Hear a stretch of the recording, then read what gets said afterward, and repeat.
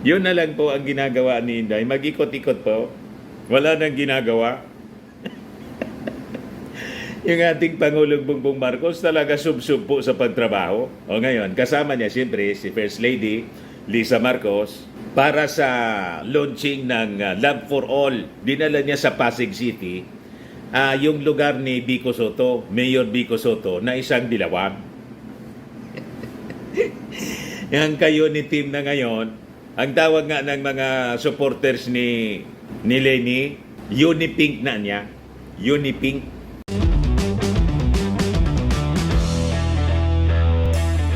Ito naman po yung bago naming product na binibenta online. iGlow Serum, whitening po siya. Tingnan ninyo yung epekto sa aking anak na architect before and now. Yung mga inquiries po ninyo, dumiretso na lang kayo sa kanyang Facebook account, Riz Maravillas. Yung Love for All mga kababayan ng ating First Lady Lisa Marcos, ginawa sa Pasig City. Yung lugar po ni Pasig City Mayor Vico Soto, nandun po nag-attend si Vico Soto po. At siyempre nandun yung ating Pangulong Bongbong Marcos. I think si Vico Soto po sasama na. Di ba? Mga kababayan, ang ka-unity ngayon ng ating administrasyon, ng ating Pangulong Bongbong, yung mga dilawan na. Walang problema, basta't gustong makiisa po para sa pagpaunlad ng bagong Pilipinas. Ano yung problema? Inapuit na ngayon mga kababayan ng ating Pangulong Bongbong, pinasumpa ni Secretary Lucas Bersamin po, si dating Executive Secretary Oka Orbos, yung kapartner po sa programa noon, ni Solita Monsod, sa programa sa GMA, si Oka Orbos. Si Oscar Orbos, mga kababayan, dating Executive Secretary ni Cory Aquino, nanumpa na kay Executive Secretary Lucas Bersamin. Basahin natin balitang ito. President Ferdinand Marcos Jr. has appointed former Executive Secretary Oscar Orbos as acting chairperson and member of the Board of Directors for the People's Television Network. O kita ninyo, representing the private sector. Orbos served as Executive Secretary and Secretary of Transportation and Communication under former President Corazon Aquino's administration from 1990 to 1991. President Marcos has also made several other appointments. Political analyst Antonio Contreras, o kita ninyo, yung kapatid ni Benji Contreras, na isang Marcos loyalist, pero hindi man ito Marcos loyalist, professor po siya, as acting vice chairperson and member of the PTNI Board of Directors or People's Television Network, representing the education sector. Former PTNI General Manager Catherine Chloe Di Castro, yung anak ni si Kat Di Castro po, as Director General of the Philippine Information Agency, and Attorney Francis Carlo Taparan as Director 4 of the National Printing Office. Ayan po yung mga bagong appointees, mga kababayan. Ito si Catherine Castro, anak ni Kabayang Noli Di Castro. Ayan, si Oka Orbos. Ayan, mga kababayan, si Catherine Di Castro. Wala si Juan. Asan kaya si Antonio Contreras? Tugang kapatid ni Benji Contreras, Professor Antonio Contreras, yung vlogger din po. Siya po, ang kapatid ni Benji Contreras, si Antonio Contreras, acting vice chairperson, pagkatapos board of director ng People's Television Incorporated. Congrats po sa mga bagong appointees. Hindi po tinitingnan yung kulay ng ating Pangulong Bongbong Marcos, kundi tinitingnan niya yung credentials at siyempre yung kanyang intensyon na magserbisyo sa ating gobyerno, hindi yung magperwisyo sa gobyerno. tulad ni Pusit. Kaya yung ka-unit team ng ating Pangulong Bongbong during the election po, naging kalaban na. Hindi man po serbisyo yung perwisyo yung ginagawa sa ating bansa. Sayang yung pasweldo. So maya-maya, ibigay ko sa inyo mga kababayan yung ginawang activity sa Pasig City. Tuwang-tuwa po si Vico Soto, Mayor Vico Soto. But before that, click subscribe muna dito sa ating YouTube channel and hit the notification bell para lagi kayong updated sa mga kaganapan dito sa ating bansa. Like and share na rin po ninyo ng ating video. At huwag na rin po ninyo na skip yung ating mga commercial ads para tuloy-tuloy lang ang pag-unlad ng Bagong Pilipinas. At itong ating programa mga kababayan, atid sa inyo nitong ating mga sponsors. Firmax Firming and Lifting Cream. Pinapay po sa mga pulses in affected area. Mainam po ito sa mga pains at paninigas ng mga kaso-kasuan. Ito sa mukha naman yung application, anti-aging, Automax po siya. Ito ay Glow Zero mga kababayan. Whitening po siya. Made in South Korea. Ito naman po, Ningxia Red Mix Fruit Drink. Gawa po siya sa goji berry. May anti-cancer properties po siya. At sa mga nagana po ng malinis and spacious fitness gym, pumunta lang po kayo sa aming Colossal Fitness Gym. May Grab ka rental din po kami. At bills payment po sa aming office. At saka sa mga mahilig po sa mga imported bags, manood po kayo sa live selling ni Madam Aileen Rosales sa kanyang Aileen Closet po. Pati mga shoes, ito yung kanya po. Ito yung kanyang page. Kita ninyo, napakagandang mga online selling po siya. Si Madam Aileen Rosales. Cellphone number niya po, 773-798-7816. So, balik tayo mga kababayan. Todo lang ang trabaho ng ating Pangulong Bongbong Marcos habang si Inday nandun sa INC, Iglesia ni Cristo, nanliligaw na kaagad.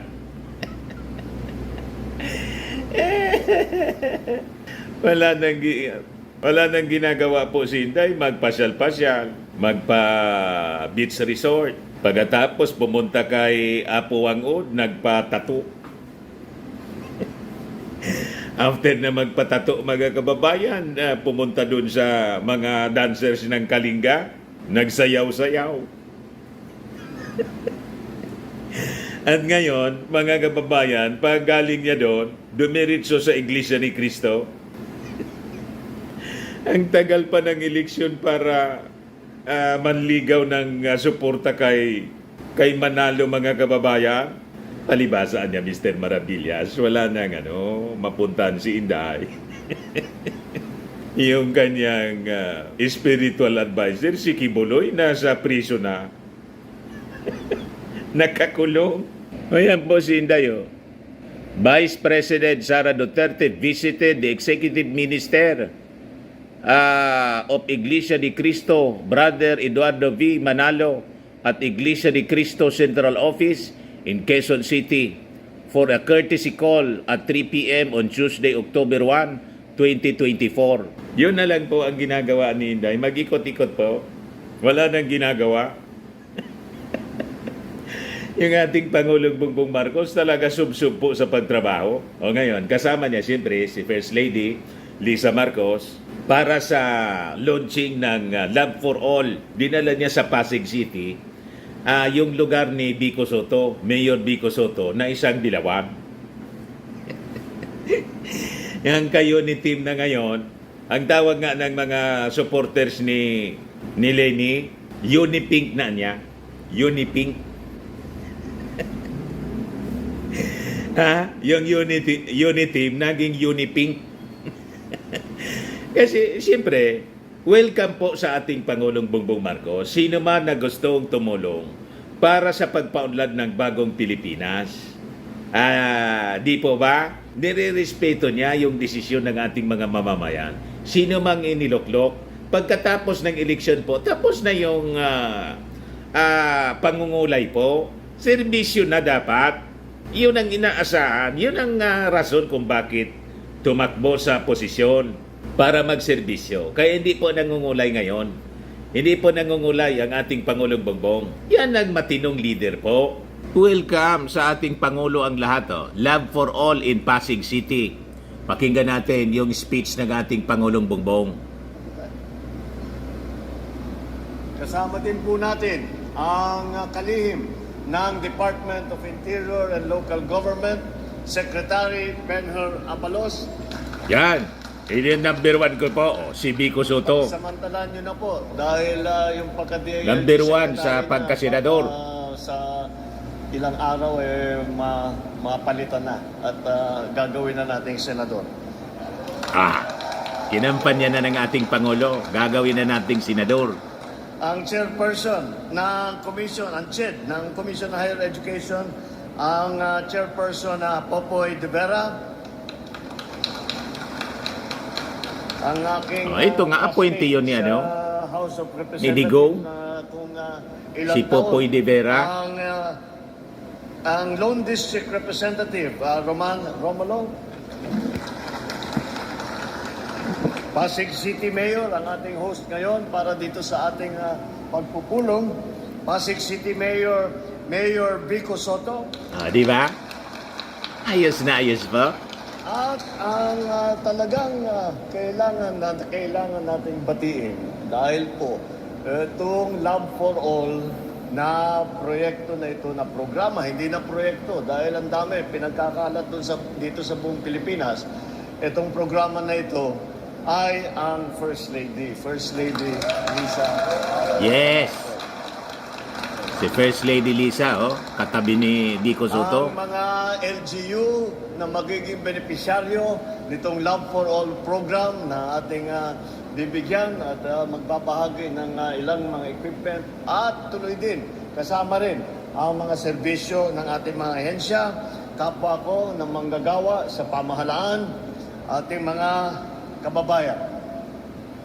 Magandang umaga po sa inyong lahat. Si Jaworski po yon. Natutuwa naman po ako at sa wakas ay nakasama ko na sa Love for All ang aking First Lady. Dahil po, papapaliwanag po ako. Dahil po, naririnig ko lamang sa mga report sa akin ang tungkol sa napakagandang proyekto ng aking may bahay. Ngayon po ay saksi na ako sa serbisyong dinudulot nito. Ang kalusugan po ay kayamanan. Walang silbi ang lahat ng yaman kung hindi maayos ang ating kalusugan. Ngunit para sa mga kapuspalad nating kababayan, higit na mas malaking pagsubok ang pagkakasakit. Lalo na ang mga nasa malalayong lugar. Ayon po sa tala ng Department of Health, mayroon tayong higit na 7,000 yung tinatawag na geographically isolated and disadvantaged area. O tawag namin dyan ay yung mga GIDA. Ito po ang mga barangay o bayan na mahirap puntahan dahil malayo, nasa bundok, nasa isla, walang kalsada, na dapat na ikakabit ng mga daanan at tulay. Sa mga lugar po na ito, isang malaking hamon ang pagpunta sa klinik o sa ospital o sa health center. Dahil napakalayo at napakalaking bagay. Dahil alam niyo po, ito ay naranasan ko nung ako'y governor ng Ilocos Norte. Ay nakikita ko, pag dumadating po ang mga pasyente, pupunta po doon sa provincial hospital, kahit na sa RHU, ay masyadong malala na yung kanilang sakit. Kako bakit hindi sila pumunta ng mas maaga? At ang kanila ay napakahirap. Dahil pagka ikaw, marami kang, may alaga kang bata, maghahanap ka na mag-aalaga. Kung nagtatrabaho ka, mag-off ka muna, mag-relieve ka muna. Tapos, yung pamasahe. At lahat ito, isang buong araw, kuminsan 2-3 araw, napakalaking bagay. Kaya po, ang aming naiisip ay imbis na antayin natin ang mga nagkakaroon ng karamdaman na makapunta sa mga ospital, dadalhin po natin sa kanila ang serbisyo para meron silang healthcare kahit sa malalayo. Correct. Meron din yan. Yung mga kababayan natin na malapit nga sila sa ospital, Isang pagsubok naman ang pambayad sa mga eksamen at sa laboratorio. Gaya naman po, kwento ng isang estudyante na nakarating po sa amin. Ang kanyang ina ay na-diagnose na mayroong ovarian cancer. Sa pamamagitan ng programang ito, ay matitignan sila ng doktor ng libre at hindi na kinakailangan pang bumiyahe ng malayo. Dahil sila na ang pinupuntahan. Yung lab for all, sila na ang lumalapit. Bali yung clinic. Imbis na sila pupunta sa clinic, yung clinic ang lumalapit po sa kanila. Kaya po, ang mga proyekto tulad itong Lab for All ay isang napakalaking tulong para sa ating mga kababayan. Layunin nito ang makapaghatid ng maaasahang serbisyo medikal para sa lahat. Lalong-lalo na sa mga pinaka-nangangailangan tulad ng ating mga senior citizen, may PWD, mga buntis, at may mga iniindang karamdaman. Mula sa simula ng proyektong ito, Mayo ng nakaraang taon, nakarating na po ito sa 35 lokasyon mula sa Luzon, Visayas hanggang pong Mindanao. Hindi lamang ito ang nagbibigay ng tulong medikal. Kasama na rin dito ang ilang pong pampublikang serbisyo gaya ng CHED na handang umalalay sa mga naghahanap ng scholarship. Nandito rin po ang NHA at Pag-ibig na gagabay sa inyong mga pangangailangan tungkol sa pabahay. Ang LTO, nandyan din para sa mga nangangailangan ng driver's license, marami pang ahensya at marami pang iba't ibang ahensya para yung mga serbisyo ng gobyerno, hindi lamang ang serbisyong medikal, kung hindi, ang iba't ibang serbisyo ng ahensya ng gobyerno ay inilalapit natin sa taong bayan. Hindi lang itong isang araw lamang. Sinisiguro namin na marami pang mga komunidad sa bawat syudad at probinsya ang mabibisita ng Lab for All. Kung saan mayroong Pilipinong nangangailangan, pagsusumikapan natin na inyong pamahalaan ay maaabutan ng serbisyong ito. Sa panig naman po ng administrasyon, sa pangunguna ng Department of Health, patuloy po tayo sa pagpapatupad ng mga proyekto upang magkaroon ng Rural Health Unit, doktor, nurse, ambulansya, mobile health clinic, at iba pang mga kagamitan ang lahat ng lalawigan sa bansa, lalo na yung ating napag-usapan nga, yung mga gida. Para madaling maabot ang mga mamayan, ang mga serbisyong pangkalusugan, inilusad ng DOH ang bagong urgent care and ambulatory service centers o tawag namin BUCAS. Ito yung nagbibigay ng preventive, diagnostic, curative primary care service sa iba't ibang parte ng ating bansa. Mapupuna rin niyo po rito, kasama po natin si GM Mel Robles ng PCSO. Dahil po may programa din at siya pinapangako sa atin na mula ngayon, gagawin namin ang lahat, titiyakin namin na ang bawat bayan, bawat municipality, bawat LGU ay magkakaroon ng ambulansya. Hindi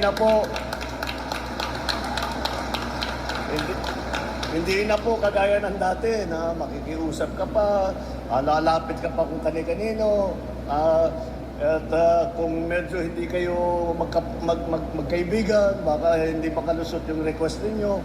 Ngayon, hindi na po ganoon. Basta't kung sino ang nangangailangan ng ambulansya, ay bibigyan na po natin. At sabi niya, mayaman itong PCSO, baka pwede pang gawin, bago po matapos ang termino ko, baka gawing 2 ambulansya ang bawat bayan at LGU. Ayos na ayos po. Nagtatayo rin po tayo ng specialty center sa bawat rehiyon ayon sa Republic Act number 11959 o ang tinatawag na Regional Specialty Centers Act. Alam niyo po, nung ka-pandemya, ito po yung natutunan natin. Dahil nakita natin ang mga pasyente dinadala sa mga specialty center dito lamang sa Maynila, sa Children's Center, sa Kidney Center, sa Heart Center, mga specialty center. Eh hindi naman talaga kaya, lalo na kung galing sa malayo. Kaya gumawa kami ng programa ng DOH. At sabi natin, paano naman yung mga nasa malayo, yung malayo sa Maynila, o walang pambayad para makapunta sa Maynila, o kung naka-lockdown, kagaya ng pandemya. Kaya gumagawa kami ng programa at naglalagay tayo ng specialty center sa bawat lugar, bawat rehiyon. Mayroon po dito sa amin. Mahirap ang magpatingin yung mga may karamdaman. Sa Albay. Kasabay po nito, nagpapamahagi rin tayo ng mga mobile primary care facility sa tulong ng mga lokal na pamahalaan. Layo namin bigyan lahat ng probinsya at syudad sa Metro Manila, yan na nga, yung mobile PCF. Gayunpaman, mas marami po tayong magagawa kung tayo ay sama-sama. Kaya nais ko ring ipahayag ang aking taus-pusong pasasalamat sa ating mga kaibigan at kaagapay mula sa pribadong sektor, gaya ng Metrobank Foundation, ang Toyota Foundation. Maraming salamat sa tulong ninyo. Sila po ang namahagi at nag-donate ng 3 mobile van na may kumpletong pasilidad, kasama ang top-of-the-line X-ray at ultrasound machine, portable urine analyzer, glucose and cholesterol monitor, at ilang pang kagamitang medikal na ipapamahagi natin sa mga lokal na pamahalaan ng Pasig, Tacloban, Santa Catalina, sa Ilocos Sur ngayong araw na ito. Hindi din po magiging matagumpay ang Love for All sa ating mga kababayan kung wala ang suporta ng ating mga lokal na pamahalaan at higit sa lahat ng bawat mamamayang Pilipino. Maraming salamat po sa inyong lahat, sa inyong pagkakaisa. Kaya po, hinihikayat ko kayong lahat. Alagaan natin ang ating mga sarili. Samantalahin po natin ang mga proyektong tulad nito at ang mga serbisyo sa mga health center upang masubaybayan natin ang ating kalusugan. Tandaan po natin, ang pinakamatibay na yaman ay hindi ang laman ng ating bulsa, kundi ang tibay ng ating pangangatawan, ang sigla ng ating pag-iisip, ang pagiging malusog ang ating puso.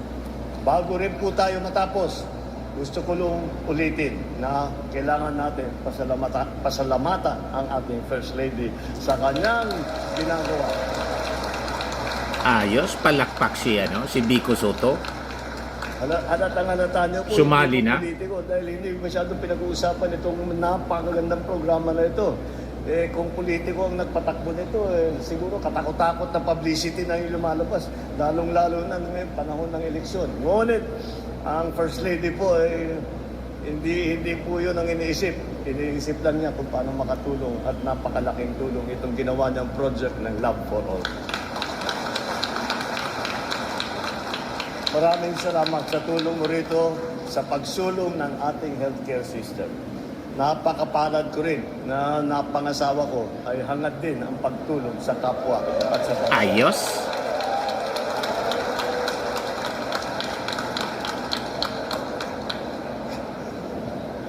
Talaga kayo, masyado kayong mga Pinoy masyadong romantic. Kaya po, ako ay nagpapasalamat sa lahat po ng na-involve. Dahil hindi po nangyayari ito kung hindi po nagsasama-sama. Ang approach po namin sa pamahalaan, sa serbisyo publiko, ay ang aming tinatawag na all of government, all of the nation. Ibig sabihin, lahat ng ahensya ng pamahalaan, pagka may proyekto, pagka may programa, kapag may maisip, may makita kami na kailangan gawin, hindi lamang ibinibigay sa isang departamento, hindi binibigay lamang sa isang ahensya. Kung hindi, isinasama po natin lahat ng mga departamento na makatulong. Yan po, that's why, kaya po yan ang tawag natin dyan. The all of government approach, ang ating tawag. Kaya nandito po, ang DILG Secretary, dahil po, lahat po ito, kahit na anong magandang aming naiisip sa national government, hindi po mangyayari ito, hindi po tayo nagkita-kita rito kung hindi tayo tinulungan ng ating LGU, ng ating mga local government position, kaya nangungunahan na ang ating butihing mayor. Kaya nagpapasalamat ako sa inyo lahat. Pagpatuloy po natin ito. Nakita naman po ninyo kung gaano kaganda, ang gaano kalaki, kung gaano karami ang tulong na may bibigay natin kapag tayo-tayo ay laging magkapit-bisig at lagi nating iniisip ang kabutihan ng ating mga kababayan at ang ating minamahal na Pilipinas. Mabuhay ang sambayan ng Pilipino. Mabuhay po ang bagong Pilipinas. Di ba mga kababayan, tuwang-tuwa yung mga taga-Pasig. Of the Philippines. Ito po si Mayor Marcos Vico Soto. Jr. We are honored and grateful for your presence. To the Honorable First Lady, Ma'am Luis Araneta Marcos. Madam First Lady, maraming salamat po. Tuwang-tuwa To po our siya. distinguished guests, sa mga kapwa ko Pasigenyo, muli po magandang umaga sa ating lahat. Nung nabalitaan po namin na magkakaroon ng Lab for All dito sa lungsod ng Pasig sa ilalim ng opisina ng ating butihing First Lady, kami po ay lubos na natuwa at na-excite po. At alam ko, I don't only speak for myself, but for all of the Pasigueños here at sa lahat ng mga Pasigueño na matutulungan po sa araw na ito at sa lahat ng Pasigueño na natulungan na po dahil para sa kaalaman po ng lahat, hindi ito yung unang programa sa ilalim ng Lab for All, kundi una na rin po silang nanggaling sa Barangay Manggahan, Barangay Pineda at Barangay Santo Tomas at libo-libo na rin po ang natulungan po nila. Maraming salamat po sa lahat ng tumulong po sa opisina rin ni First Lady, sa lahat ng national government agencies, too many to mention one by one, para maiksi na lang po ang aking mensahe sa mga kasama ko po sa LGU, sa barangay. This would not be possible without our collective efforts. Kaya sa inyo pong lahat, maraming salamat. Pero syempre, higit sa lahat, ay nagagalak po tayo, hindi lang po sa tulong kundi sa presensya ng ating mahal na Pangulo at First Lady, dahil nabalitaan po namin na sa dami na rin po ng programa ng Lab for All ay first time daw po nakasama si Pangulo mismo. Maraming salamat po. Di ba? I will not prolong my message any further dahil alam naman po natin lahat kung ano yung talagang nilulook forward natin ngayong umaga na marinig din po ang tinig ng ating mahal na mga bisita. Kaya muli po, magandang umaga. Maraming salamat po. So, mabuhay si Mayor Vico Soto. Nakikipagtulungan po kahit hindi po magkasama noong eleksyon. Tapos na yung eleksyon. Panahon na ng pagbabago. Di ba? Kayo ni Pink. Pink nga yung background ko rito eh. Matagal ng Pink. Mas nauna pa to sa pagiging Pink, mga kababayan ni Leni Robredo. Si Leni Robredo nag-file na rin po for mayor ng Naga City. Sa mga naghanap ng malinis and spacious fitness gym, pumunta lang po kayo sa aming Colossal Fitness Gym. We also offer Grab Car Rental with our brand new 2023 model ng Toyota Innova. We also accept booking for those who are planning to travel via PAL, Cebu Pacific, and other airline companies, local and international, and bills payment for Meralco Bills, PLDT, Aleco Bills, etc. Ang Colossal Fitness Gym is located at 3rd floor Security Bank Building, Landco Business Park, Legazpi City, Albay. For inquiries, look for Gilon Maravillas. Contact number 0966-802-0949. Yan yung aming Innova. Lagi na pong matao sa amin. Pati mga foreigners po, tingnan ninyo. Mga British tourists sila. Ang lalaki ng katawan na, mga kababayan, nag-gym sa amin. Ito naman po, Indian National. Ito mga mga European sila. Ito naman yung bago naming product na binibenta online, iGlow Serum. Whitening po siya galing sa South Korea. Tingnan ninyo yung epekto sa aking anak na architect entrepreneur, Riz Maravillas. For inquiries, look for Riz Maravillas on FB. Ito naman po, Firmax Framing and Lifting Cream. Pinapahid po ito sa mga pulses and affected area. Mahina po ito sa mga pains at paninigas na mga kaso-kasuan. Ito po, Automax Radiant Serum. Sa mukha naman yung application. Anti-aging po siya. You will look 10 years younger than your age. Sa mga cancer patients naman po, baka lang gusto ninyo itong itry. Nengxia Red Mix Fruit Drink. Hindi man po siya gamot, food supplement siya. Kaya lang, gawa siya mga kababayan sa goji berry. Yung goji berry may anti-cancer properties. Yung mga inquiries ninyo, dumiretso na lang kayo sa aming messenger sa Facebook para masagot namin agad. Ayos po? Ako po si Dante Maravillas. Bye-bye. God bless.